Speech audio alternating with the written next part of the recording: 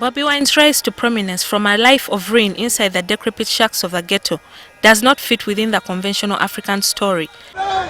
Yet with the shifting sands, politicians no longer use the treacherous battlefront to gain the popularity of masses, as was the case during the Marxist era.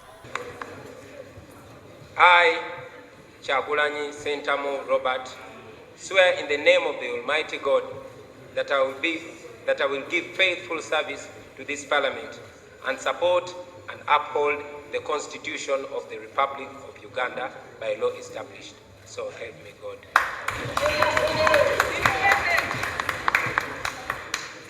The digital echo chamber driven by the open platform of the web has created popular figures like Bobi Wine, who find a kindred spirit of followers. He might not be the most gifted orator of his time, but his clarion call to the battle trumpet has gained traction largely with the youths.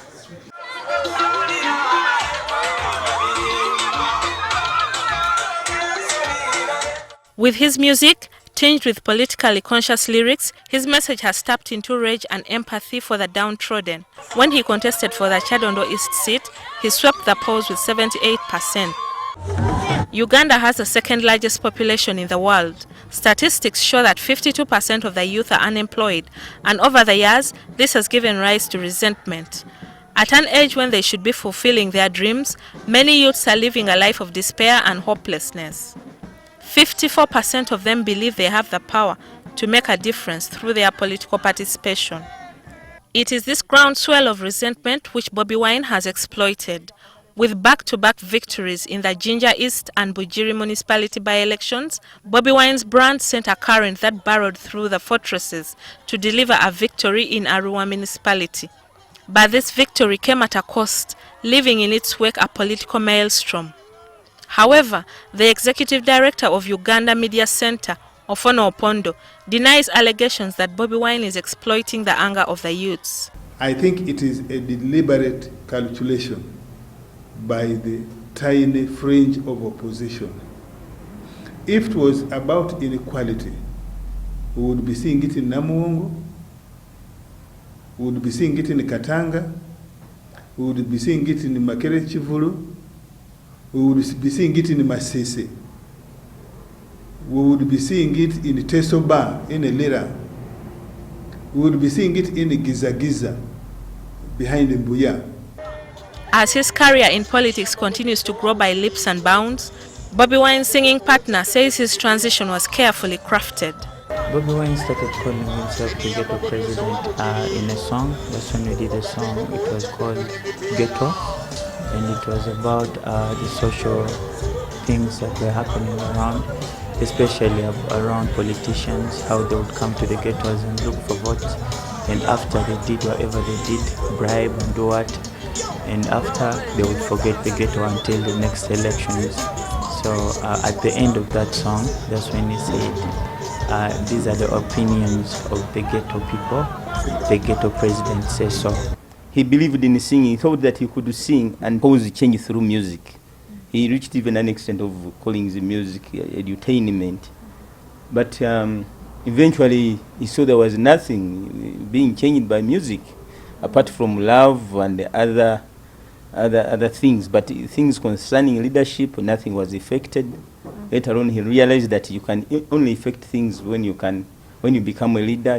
While other artists marketed themselves regionally, Bobi Wine won the hearts of the urban poor, as his songs carried a message of hope and resilience in the face of abject poverty and trepidation. Usually, these songs are inspired by certain incidents, like Jennifer, Tugambire ku Jennifer. That was when Jennifer was the minister of Kampala, and lots of stuff was done and people were disorganized. They were chased off the streets, the hawkers and all. And yeah, you could like relate with the situation. When you look back and you listen to the music he was doing, maybe there was a prophecy.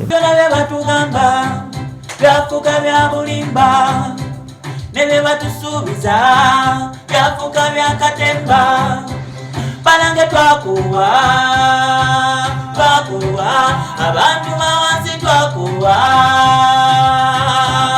atugamba ngo obuzibu bwa Afrika bebakulembeza okuva ku ntebe kati emyaka tugenda mwanange era yegwe atafuga.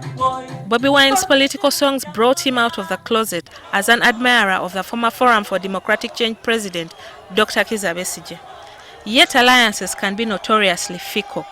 Shortly before the fracas broke out in Arua, Bobi Wine was seen in a video alongside the Arua Municipality MP candidate, Kassiano Wadri's supporters, disrupting Besigye's rally. If you want to appreciate his movement and what he represents from its very roots, that's not imperfection for him. As an artist, they thrive on challenging each other, and they challenge themselves openly. What he has done, I keep saying this, what he has done is that take the stage to Parliament. All right? The Parliament is one of his many stages where he stages his performances. Dr. Besigye was loved by the people in the opposition. I think Bobi admired Dr. Besigye because he was nearly addressing what he was advocating for, although not all. The only difference is believing in a political party that is only a political party that can cause a change in Uganda. Bobi found out that it's not a single political party that can cause change. So that is the difference, that Dr. Kizza Besigye is alienated to FDC, and Bobi can't be FDC only, can't only be FDC. Some of his critics claim he lacks an ideological clarity and have accused him of being a political greenhorn. Others claim that at a much younger age, while at Dar es Salaam University, President Museveni was much more conscious and was already exposed to the proclivities of revolution, as he was influenced by Frantz Fanon and Walter Rodney. He is an organic intellectual whose job is to give us, to raise our consciousness amongst the wretched of the earth, the downtrodden. So if you want to think about him as a politician, you make a big mistake. Because politicians should have manifestos. He doesn't have a manifesto because his job, what he set out to do right from the release of Mwaikome, was to raise consciousness. When you look at the music, We're Fighting for Freedom, Time Bomb, Bad Man from Kamwochan, he's made the ghetto even admirable. You know, he's given the ghetto identity. We now know what it means to live in a slum. He's given identity to the point of being admirable.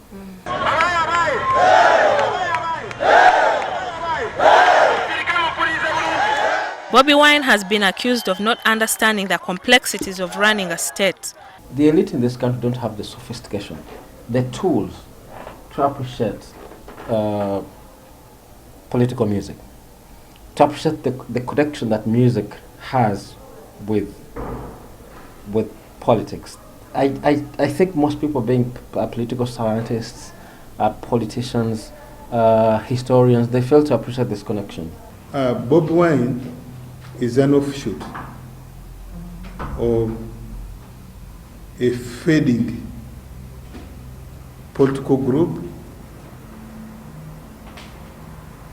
of Mr. Kizza Besigye.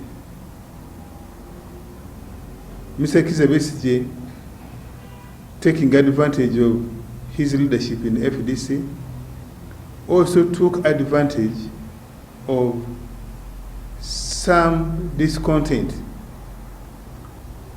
within the Mengo establishment, and they emerged Subi and a fringe of FDC. And I think Bobi Wine perhaps read, particularly in Kampala, that Mr. Kizza Besigye, after 4 failed attempts, has come to the end of his journey.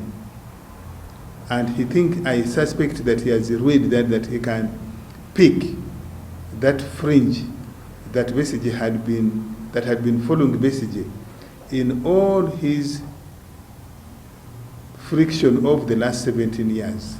Even the international community seems to be latching onto Bobi Wine's brand ability to play out his position as the latest victim of human rights abuse, which has been projected in international media. Spilling this blister that I received, all this hand has been peeling. I got injections that I don't know about, and I spent quite a long time on cuffs. As to who is funding them, we have said as the government that we know that there are foreign governments, there are foreign passing through NGOs, sometimes even directly from embassies that have been funding opposition. Now, when they see a young politician who has built a constituency and he has potential, they quickly position themselves to safeguard their interests. They are governed by their interests. So when they position themselves, they said, maybe we should be seen to be helping him. All right? When we bring him to our forward, because he has potential, you never know. When he takes office, we're close. It's a very optimistic gamble from the international community. Who is not a stooge of the international community? You think it's not Museveni? No! Museveni has been his entire life as a stooge of the international community. So he says, it's the international community. Last year, did they support him in the 1986 war? Of course they did. All right? So they often also align themselves with the forces of change to safeguard their interests. Now, when we see them like overtly supporting this young man, they've seen potential. They don't want to be left behind.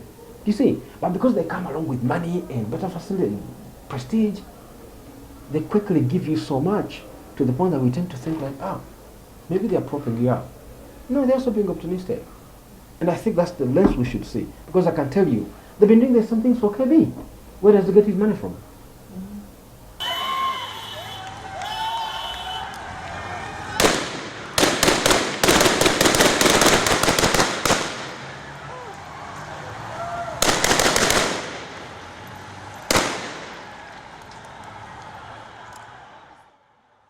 For every interview Bobi Wine has had on a global television network, it has been met with panic from the government. However, Opondo says Bobi Wine is an offshoot of regime malcontents, and he will also fade away just like others in the past. Bobi Wine is inconsequential.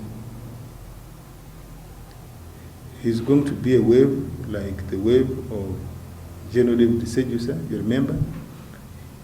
He decamped from government, made slanderous, treasonous statements and actions, enemy actions against the government of Uganda. General David Sejusa, the serving officer of the army, he took the same route that Bobi Wine has taken. Bobi Wine has taken the same route Sejusa took to America first, VOA, addressed a press conference, linked with the BBC.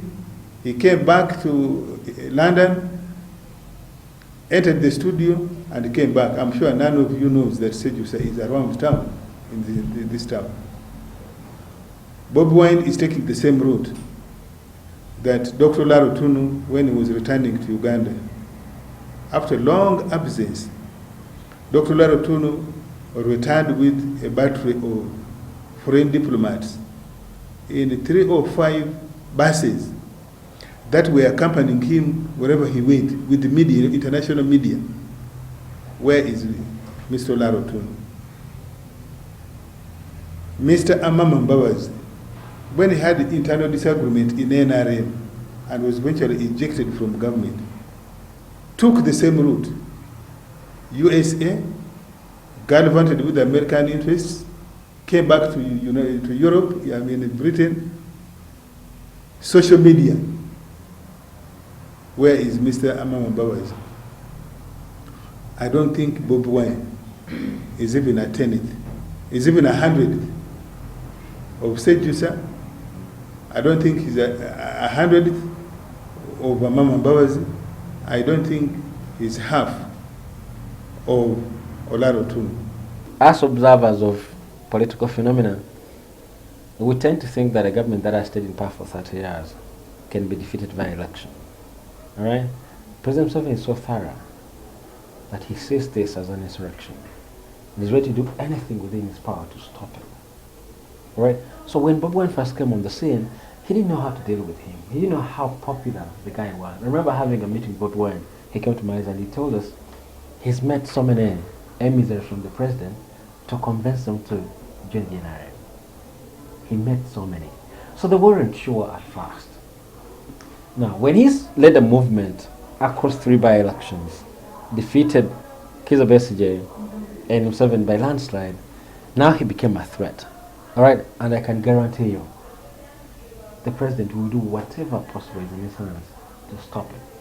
This is not just Bobi Wine. It is a growing culture of political intolerance and violence which must be dealt with decisively at the earliest point. Secondly, it must send a signal to the leaders, whether you're a member of parliament, you're a minister, that impunity and indiscipline will not be tolerated. Can his appeal across the divide draw him into a presidential bid? Stand for political office, under the circumstances, he will lose. Because winning an election is bigger than raising a consciousness. Winning an election requires having the muscle to actually go down the drain, go down, not the drains, go down the hard road and fight the incumbent. Have the money, to have the networks that will run a campaign, successful campaign pictures, polling agents. You have to have networks. He doesn't have all these things. He cannot win an election if he stood for political office. That takes time to build such a movement. If he stood for political office, for the biggest office in the land, it would require that he works very closely with those who have networks on the ground. Bobi Wine may for now overcome every fad and whim thrown at him by the government.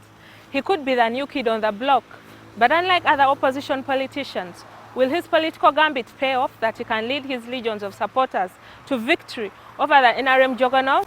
Or will he end up at the revolving door of opposition politics, where this victory will seem elusive? Gillian Nantume, NTV Panorama.